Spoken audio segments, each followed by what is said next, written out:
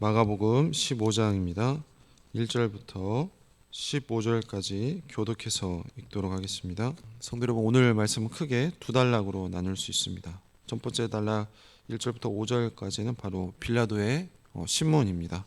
두 번째 단락 6절부터 15절은 십자가 처형에 넘겨지신 예수님에 대해서입니다. 먼저 1절부터 5절을 보시면 새벽에 대제사장들이 즉시 장로들과 서기관들과 곧 온 공회와 더불어 의논하고 예수를 결박하여 끌고 가서 빌라도에게 넘겨주니 빌라도가 묻되 내가 유대인의 왕이냐? 예수께서 대답하여 이르시되 내 말이 옳도다 하시매.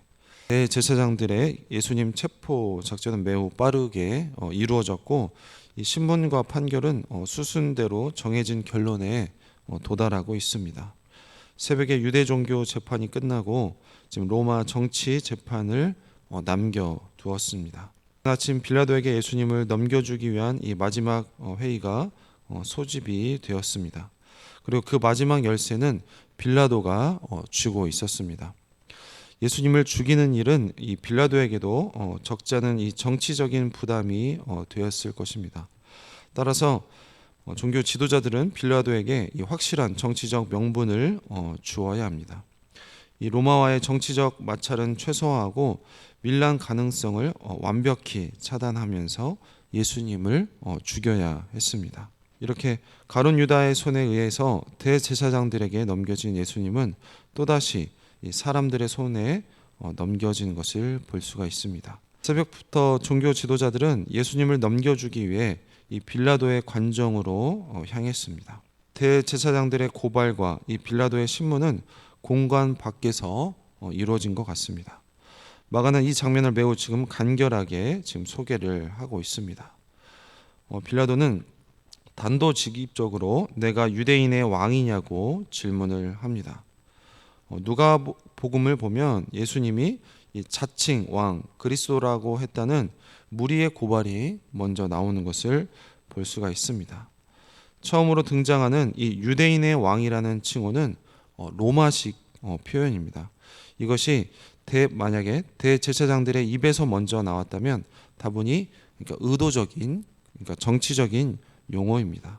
빌라도는 지금 귀찮다는 듯 비아냥거리며 예수님에게 질문을 하고 있습니다. 예수님이 지금 진정 유대인의 왕으로 지금 자기 앞으로 잡혀왔다는 생각은 현재 추호도 없습니다. 그래서 여기에는 어떤 정치적인 긴장감도 없습니다.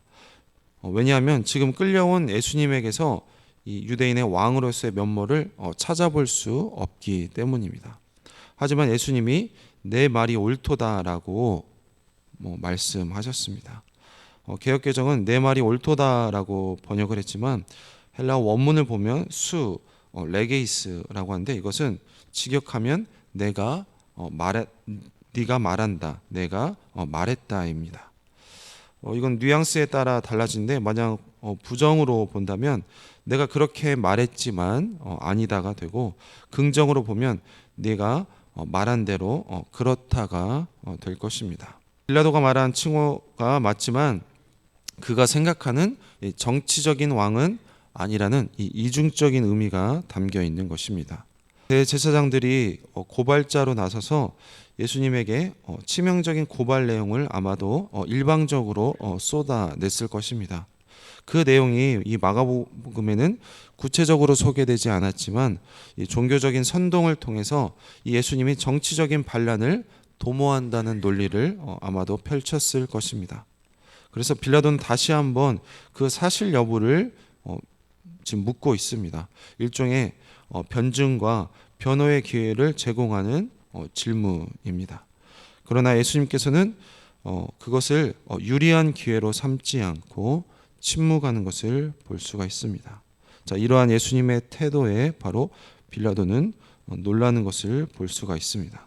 다음 6절부터 15절까지입니다. 이제 십자가 처형에 넘겨주신 예수님에 대해서 말씀하고 있습니다. 명절이 되면 백성들이 요구한 대로 죄수 한 사람을 놓아주는 전례가 있더니 밀란을 꾸미고 그 밀란 중에 살인하고 체포된 자 중에 바라바라는 자가 있는지라 무리가 나아가서 전례대로 하여 주기를 요구한대 빌라도가 대답하여 이르되 너희는 내가 유대인의 왕을 너희에게 놓아주기를 원하느냐 하니 이는 그가 대제사장들이 시기로 예수를 넘겨준 줄 알미러라.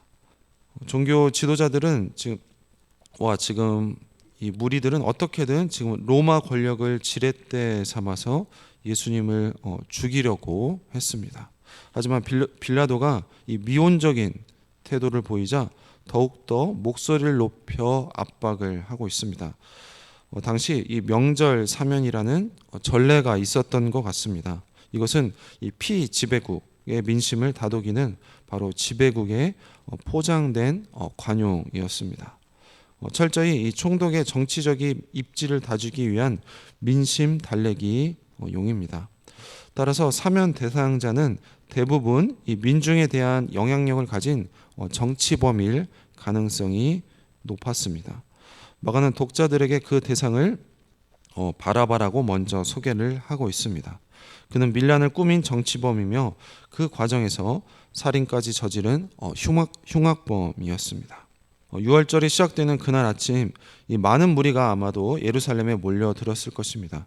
이 명절의 가장 큰 이벤트인 하나인 바로 이 사면에 모두가 관심을 두었을 것입니다. 무리가 먼저 빌라도에게 명절 사면권을 행사해 줄 것을 요구하고 있습니다. 물론 사면 대상을 특정해 요구한 것은 아닙니다. 마가는 그저 매년 있어왔던 이 전례처럼 묘사를 하고 있습니다.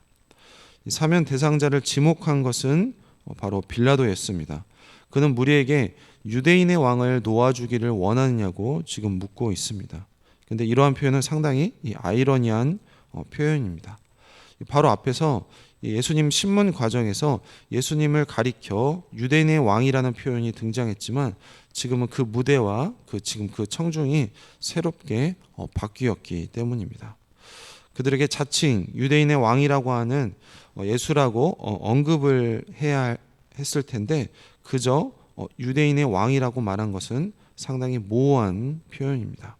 아마도 예수님이나 바라바 모두 무리에게는 자칭 유대인의 왕으로 여겨졌기 때문일 것입니다. 하지만 여기서 문맥상 이 유대인의 왕은 예수님을 지칭합니다. 빌라도가 지금 현 상황을 어떻게 파악하고 있는지 이 마가의 관점이 이어지고 있습니다. 이 연약하고 초라해 보이는 예수님이 이처럼 사나운 꼴을 당하는 이유를 빌라도는 유대 종교 지도자들의 지금 시기 때문이라고 지금 이해를 하고 있습니다. 이 빌라도의 바로 이 정치적인 관록이 묻어나는 대목입니다. 빌라도는 예수님이 그동안에 이 유대 민심에 상당한 반향을 일으켰고 그래서 이 민심의 그런 인기가 결국 종교 지도자들의 시기심을 유발했다고 보았습니다. 즉 이 민심과 지금 종교 지도자들 사이에 틈이 생겼다는 것을 간파한 것입니다. 따라서 예수님을 사면해주면 민심에 긍정적인 효과를 충분히 기대할 수 있다는 그런 정치적인 계산이 생긴 것 같습니다. 이런 정치적인 관점에서 이 빌라도의 판단은 분명 명석했습니다. 하지만 여기서 중요한 것은 이 시기심보다 더 심각하고 그들의 근본적인 동기가 있었습니다. 그것은 바로 하나님을 향한 이 종교 지도자들의 바로 불신앙이었습니다. 예수님을 메시아, 즉 하나님의 아들로 믿기를 거절한 결과가 현재의 결과입니다. 예수님에게 반란죄를 뒤집어 씌우는 데 성공했다 하더라도 빌라도가 만약에 사면을 한다면 모든 게 수포로 돌아가는 것입니다. 그래서 종교 지도자들의 목적을 예수님을 죽이는 데 있지 예수님을 감옥에 가두는 데 있지 않은 것입니다. 그래서 무리를 향한 이 대제사장들의 이 심리전이 작동하는 것을 볼 수가 있습니다. 그들은 무리를 계속해서 충동합니다. 그래서 무리의 외침에서 이 바라바라는 이름이 들리자 빌라도는 자기의 계산과는 다르자 무척 당황하는 모습을 볼 수가 있습니다. 성도 여러분, 민심은 이 갈대와도 같습니다. 이 선동과 충동에 쉽게 휩쓸리는 것을 볼 수가 있습니다. 이 무리들은 분명히 일주일 전에 예수님께서 예루살렘에 입성했을 때 환호했던 그런 무리들이었습니다. 이렇게 상황이 바뀌자 그리고 그들을 선동하자 쉽게 그들의 마음이 바뀌는 모습을 볼 수가 있습니다. 빌라도가 볼 때 이 로마의 정치적으로 훨씬 위험한 인물은 바라바였습니다. 그는 반란을 일으켰고요, 살인한 살인자였습니다. 특별히 살인한 피해자가 로마 군인이었을 가능성이 매우 높습니다. 그렇다면 더더욱 위험한 인물입니다. 하지만 부담이 컸지만 이런 지금 백성들의 민심을 저버리기는 어려웠던 것 같습니다. 그래서 빌라도는 이 예수님을 어떻게 해주면 좋을지 무리들에게 계속 묻는 것입니다. 또다시 이 예수라는 이름을 사용하지 않고 너희가 유대인의 왕이라 하는 이라는 표현을 사용하고 있습니다. 이것은 너희의 왕의 운명을 너희가 결정하라는 상당히 이 경멸적인 태도가 빌라도에게 깔려 있는 것입니다. 그런데 그를 십자가에 못 박게 하소서라는 이 무리들의 뜻밖의 요구가 거센 함성으로 빌라도에게 되돌아왔습니다. 지금 군중들, 이 무리들은 종교 지도자들의 충동에 취해서 지금 자신들이 두 사람의 지금 생명을 결정하는 위치에 있다는 지금 이 착각에, 그런 환상에 빠져 있는 것 같습니다. 무리 중 상당수는 그야말로 이것을 명절 이벤트쯤으로 가볍게 생각하고 아무 생각 없이 그들의 외침에 동참했을 것입니다. 이렇게 종교 지도자들의 시기심이 거대한 민심과 만나서 두 사람의 운명을 가르고 있는 것을 볼 수가 있습니다. 이러한 무리의 결정에 빌라도가 무척 당황을 하면서 예수님을 십자가형에 넘기라는 요구의 근거를 그들에게 묻습니다. 하지만 그들에게 돌아온 답은 동일했고 군중의 소리는 더더욱 거세지는 것을 볼 수가 있습니다. 이렇게 불붙은 민심은 요구를 들어주지 않고서는 그들을 잠재울 길은 없습니다. 그래서 누가는 이 대목에서 이 빌라도와 군중의 기싸움을 누가복음에서는 상세히 소개를 합니다. 자, 그렇게 빌라도는 예수님을 십자가형에 내놓을 생각이 처음엔 없어서 무리에게 3번이나 묻습니다. 그러나 결과는 누가복음을 보면 그들의 소리가 이긴지라라고 말을 하고 있습니다. 자, 이러한 상황이 벌어지자 빌라도는 정치적으로 신속하게 결정을 내려야 했습니다. 마태는 이 빌라도의 무리의 요구에 따라 책임을 그들에게 돌리는 이 빌라도의 모습을 그리지만 마가복음에서 마가는 간결하게 진술을 하고 있습니다. 정의와 공의가 기준이 아니라 그저 무리가 원하는 대로 들어주는 것이 바로 정치인 빌라도가 취할 수 있는 바로 최선의 선택이었습니다. 그래서 살인자 바라바는 사면하고 무고한 예수님은 십자가형에 넘겨주는 것이 바로 오늘 말씀입니다. 성도 여러분, 오늘 본문 통화에서 우리는 위선적인 종교인들, 특히 지도자들의 모습을 살펴볼 수 있습니다. 그들의 모습은 첫 번째로 굉장히 비열하고 잔인한 종교인의 모습을 볼 수가 있습니다. 빌라도 총독이 예수님을 놓아주려고 하자 종교 지도자들은 바라바를 선택했고 예수님을 십자가에 못 박으라고 했습니다. 심지어 무리를 포섭해 총독을 압박하는 모습을 볼 수가 있습니다. 이 모습은 목적을 위해서는 무엇이든지 하는 굉장히 잔인한 모습입니다. 그들에게 신앙에 이런 사랑과 그리고 정직과 공의는 없습니다. 이 모습은 마치 우리가 예배를 드릴 때만 신앙인의 모습을 보여주고 예배당에서 나오면 더 무서운 모습, 더 세속적인 모습을 보여주는 바로 우리들의 자화상일 수 있습니다. 두 번째로 하나님보다 자기 자신을 더 중요하게 생각하는 지도자들의 모습입니다. 종교 지도자들의 핵심 동기는 바로 그들의 기득권을 유지하는 것이며 그들의 삶의 태도는 오만과 독선이었습니다. 그들은 그들의 이익에 반하는 것을 용납할 수 없었고 심지어 하나님도 간섭하면 안 된다는 반응입니다. 신앙생활에서 자신을 우선시하는 모습, 그런 모습은 바로 오늘 본문에 나온 종교인들처럼 괴물 같은 모습을 보여주고 있습니다. 그들의 위선과 잔인함 또한 바로 우리의 자화상일 수 있습니다. 성도 여러분, 타인의 잘못을 잘 인식하지만 자신의 죄에 대해서 둔감한 것이 바로 죄인들의 특징입니다.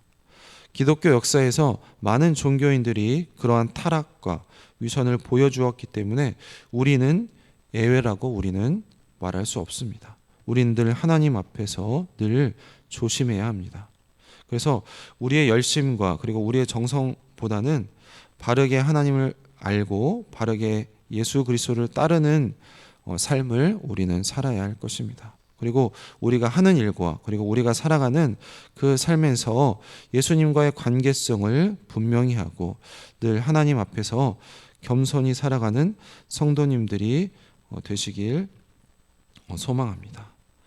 그래서 위선적인 종교인이 아니라 하나님을 가장 사랑하는 성도들 그리고 예수 그리스도를 닮아가는 성도들, 오늘 예수님의 모습처럼 유리한 상황 가운데서도 하나님의 뜻을 이루기 위해서 침묵하셨던 예수 그리스도를 닮아가는 그런 성도님들이 되시길 소망합니다.